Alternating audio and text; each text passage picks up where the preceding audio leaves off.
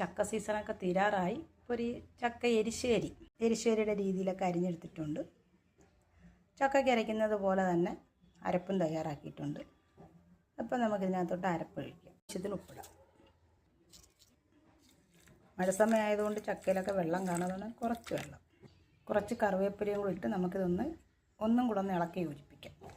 അരപ്പൊക്കെ അങ്ങ് അടുക്കി പോയി. നേരത്തെ ഞാൻ ഒന്ന് കുലിക്കായിരുന്നു. നമുക്കിതിന് വേവിച്ചെടുക്കാം. നല്ലോണം വെന്തിട്ടുണ്ട്. നമുക്കിത് കുഴച്ചെടുക്കാം. ആവശ്യാനുസരണം വെള്ളം ചേർക്കാം. ഇനി നല്ലോണം ഇളക്കുക. ഇനി ഇത് നമുക്ക് അടുപ്പി വെച്ച് നല്ലതുപോലെ ഒന്ന് തിളപ്പിച്ചെടുക്കാം. പിന്നെ കുറച്ചുകൂടി ഉപ്പിടാം. ചെയ്യാണ്ട് ഈ ഒരു പരുവാണ് ഏറ്റവും നല്ലത്. കണ്ടോ, ഇപ്പം കഞ്ഞിക്ക് എരിശ്ശേരിയായിട്ട് എടുക്കുക. എരിശ്ശേരി പരുവാണ്. ഇപ്പം നല്ലതുപോലെ ഇത് തിളച്ച് വന്നിട്ടുണ്ട്. ഞാൻ തീ ഓഫ് ചെയ്യുവാണ്. കുരുമുളക് പൊടി ചേർക്കുക, കുറച്ച് ചുക്ക് പൊടി ചേർക്കുക. അതിൻ്റെ കൂടെ തന്നെ കടുക് വറുത്തും കൂടെ ഇടാം. നല്ലതുപോലെ ഇളക്കാം.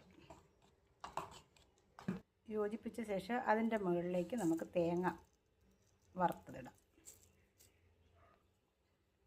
ഇനി നമുക്കിത് വിളമ്പാൻ നേരം നല്ലതുപോലെ യോജിപ്പിച്ച് എടുക്കാം. നമ്മുടെ ചക്ക എരിശ്ശേരി റെഡി ആയിട്ടുണ്ട്. എല്ലാവർക്കും അറിയാം, എങ്കിലും ഞാനൊന്ന് കാണിച്ചെന്നേ ഉള്ളൂ.